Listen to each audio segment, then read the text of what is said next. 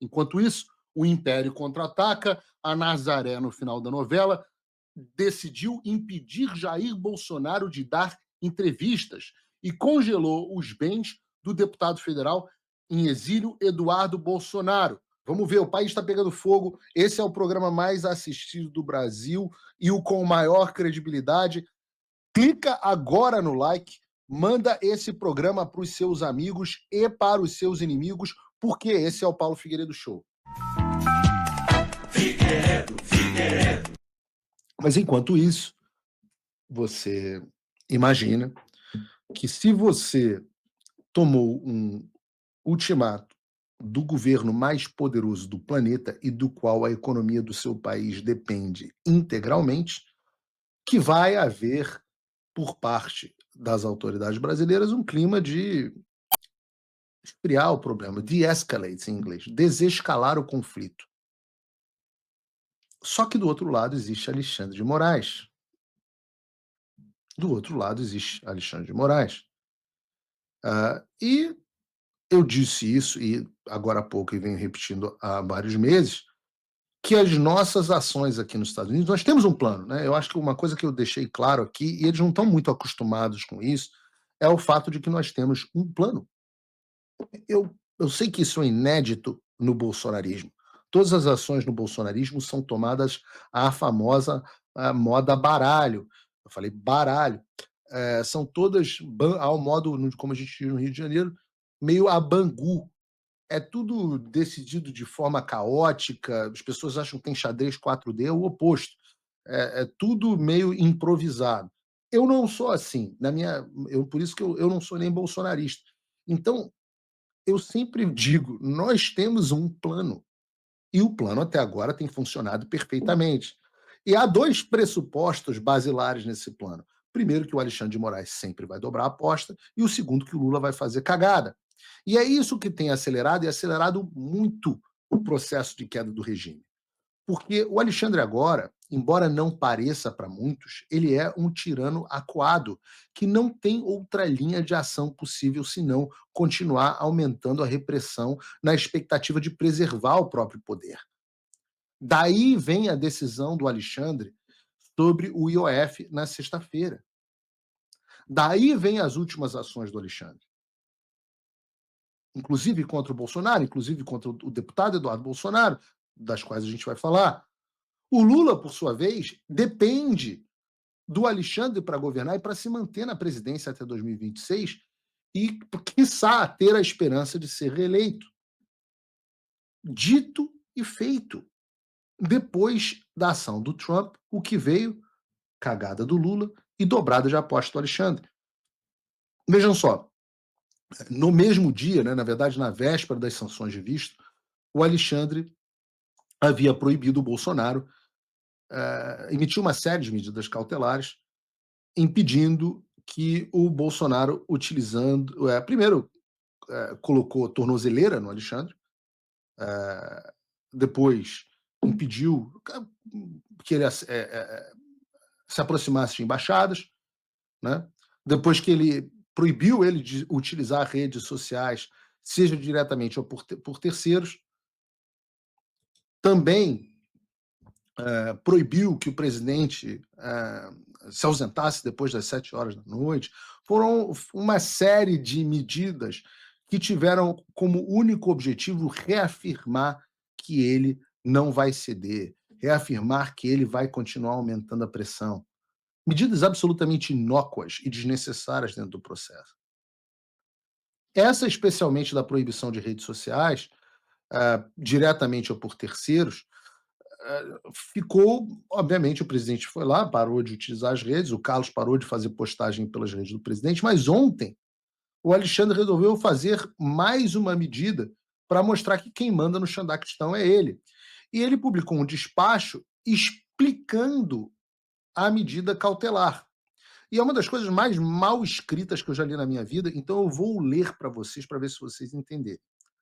A medida cautelar de proibição de utilização de redes sociais, diretamente ou por intermédio de terceiros, imposta a Jair Messias Bolsonaro, inclui, obviamente, as transmissões ou retransmissões ou veículos de áudios vídeos ou transcrições de entrevistas em qualquer das plataformas das redes sociais de terceiros, não podendo o investigado se valer desses meios para bular a medida, sob pena imediata de revogação e decretação da prisão nos termos do artigo 312, inciso 1º do Código de Processo Penal. Se você não entendeu porra nenhuma, é porque você é uma pessoa sã, porque ninguém entende porra nenhuma de um despacho mal escrito desse, que parece mais um tweet do Carlos Bolsonaro. O que. E ontem eu estava lá no Inteligência Artificial, nem o Leandro Demore entendeu o despacho, ninguém entendeu. Mas o que aparentemente o Alexandre está tentando explicar é que a cautelar que ele impôs sobre o Bolsonaro, na verdade, não era aquilo que ele tinha escrito, de que ele não podia utilizar as redes sociais, mas sim algo mais abrangente, de ele e que não havia sido previsto por ele, que inclui também as transmissões ou retransmissões ou vinculação de áudios, vídeos ou transcrições de entrevistas em qualquer plataforma. Disso decorre que, na verdade, é uma esquizofrenia completa de que o Bolsonaro pode dar entrevistas, mas nenhum veículo pode publicar entrevista nas redes sociais. Ou seja, pode dar entrevista. Quem está dizendo aqui? Olha que cara bacana. Quem está dizendo aqui que não pode dar entrevista? Pode dar entrevista. Só não pode publicar. Assim sim. Então, como diz o Kiko, assim sim. Né? Então, não bastava, sem condenação criminal nenhuma, né, o Bolsonaro ter sido posto naquilo que na prática é uma prisão domiciliar com a humilhação da tornozeleira. Agora, ele também está impedido de se comunicar com a imprensa. Vejam, aliás, uma das ordens das medidas cautelares, que não estão listadas aqui na pauta, mas que uma das medidas cautelares impediu o presidente Bolsonaro de se comunicar com 190 pessoas diferentes, incluindo o Eduardo Bolsonaro e eu. Nós estamos dentre essas 100. Olha que loucura, o cara não pode se comunicar com 190 indivíduos diferentes. Que maluquice, cara. Além disso, agora ele não pode se comunicar com a imprensa. E são dobradas de aposta, assim, que nos ajudam de maneira inacreditável, que até mesmo para o público geral, até mesmo pela Globo News, está ficando evidente que isso é completamente ilegal. Veja, ontem eu disse, eu consegui fazer com que o Leandro Demore, um funcionário da TV Lula, admitisse que isso é errado. Coloca o trecho aí, eu acho que tem um trecho do Demore. Coloca aí. For penalizado. Se for isso, é um absurdo, porque o STF não pode impedir que você, a revista Veja, o STL, Mas é isso. Eu gostaria muito, o texto é dúbio, Paulo, eu acho que o STF vai ter que explicar isso Também amanhã. achei o texto dúbio. O texto é dúbio. Mas aí o Alexandre agora tirou a dúvida do texto.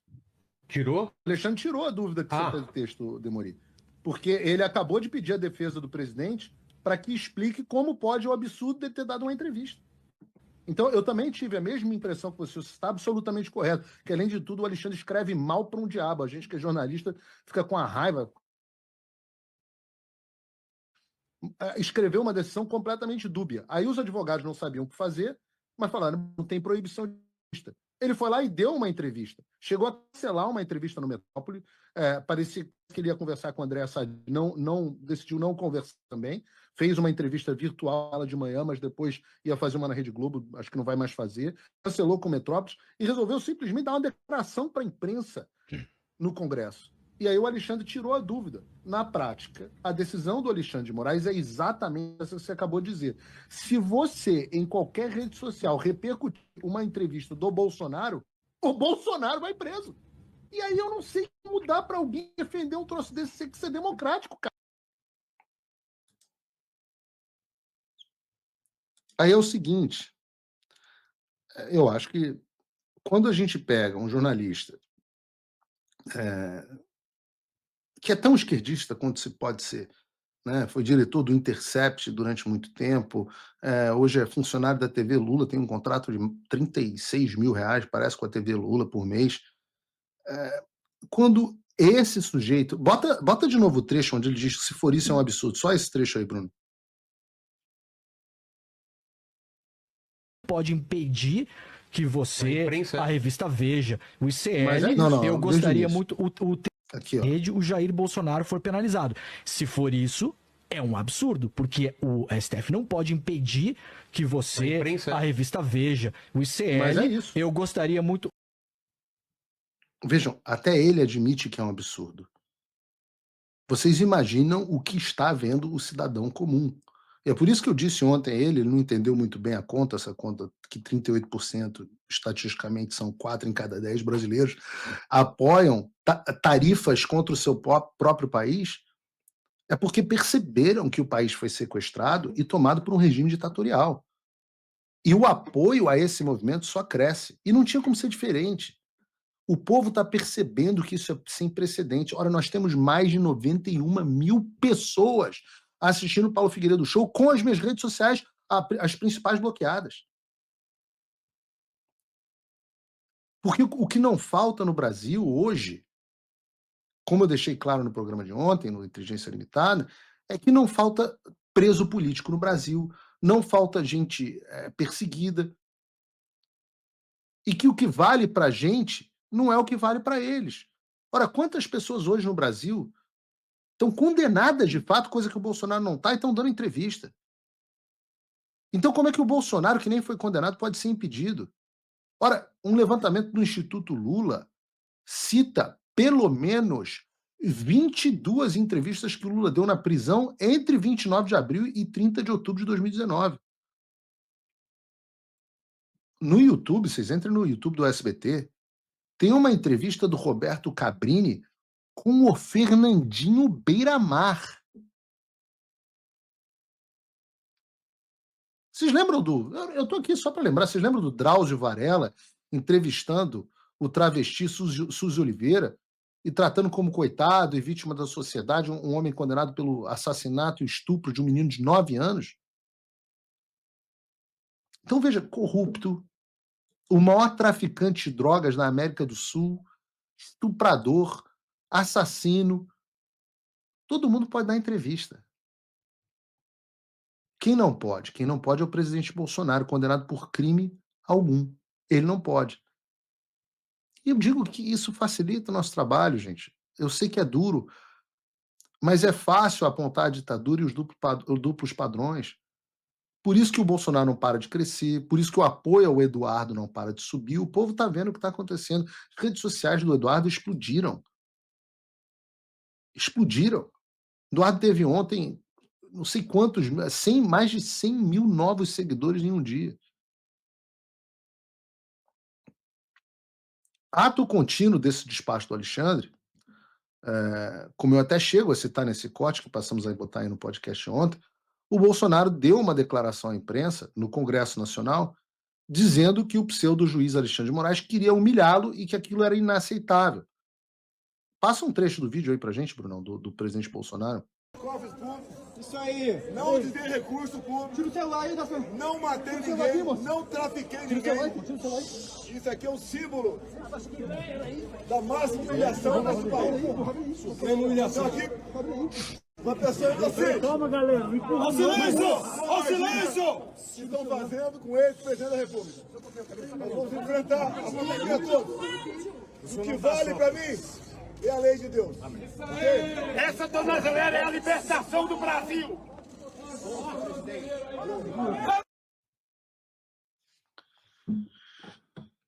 Postura boa, forte do presidente Bolsonaro, porque eu sempre cobrei isso dele e agora eu elogio por ter adotado uma postura forte enfrentando o tirano. Tem que falar mesmo, ele tem que deixar claro que o pseudo-juiz Alexandre de Moraes é um gangster, um mafioso, não é juiz.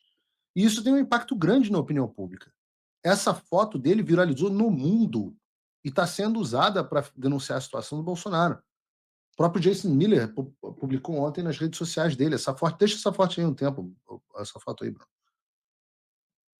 Porque a resposta do Alexandre veio com um segundo despacho no mesmo dia, intimando os advogados do Bolsonaro a prestarem esclarecimentos sobre o suposto descumprimento das medidas cautelares sob pena da decretação imediata da prisão do Bolsonaro. E o que o Alexandre quer aqui é dúbio. Talvez seja efetivamente a prisão do presidente Bolsonaro. Talvez esteja dando prazo para ver se o presidente Bolsonaro vai fugir e vai pegar ele com a boca na botija, para ver se vai gerar um certo desespero. Não vai. Ou talvez o que o Alexandre queira seja humilhar Jair Bolsonaro. Mostrar para ele que quem manda no Xandaquistão é ele. E que ele não vai abrir mão de poder. Uma demonstração de força.